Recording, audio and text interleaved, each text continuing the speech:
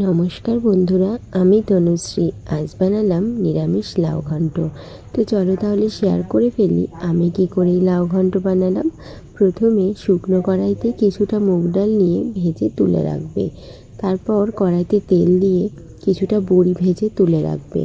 তারপর তেলে জিরে, শুকনো লঙ্কা, তেজপাতা ফোড়ন দিয়ে ফোড়ন ভাজা হলে কুচানো লাউ দিয়ে ভালো করে মিশিয়ে নিয়ে নুন, ভাজা বড়ি ও ভাজা মুগ ডালটা দিয়ে ভালো করে মিশিয়ে নিয়ে ঢেকে 10 মিনিট সেদ্ধ করে নেবে।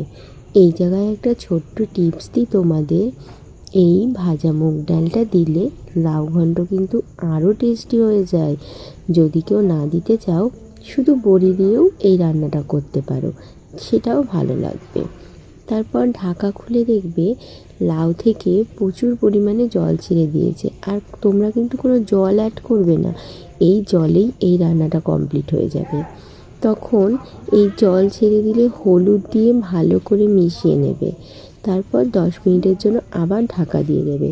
তারপর ঢাকা খুলে কিছুটা ঘি ও চিনি দিয়ে নাড়িয়ে নামিয়ে নিলেই রেডি হয়ে যাবে এই নিরামিষ লাউ ঘন্ট। তোমরা একবার এইভাবে ট্রাই করে দেখতে পারো বাড়িতে, ভালো লাগবে। আর ভালো লাগলে একটা লাইক, কমেন্ট, শেয়ার করে দেবেও, আমার সাথে যুক্ত হয়ে যাবে আরও এরকম ভালো ভালো রান্নার রেসিপি পেতে। নমস্কার।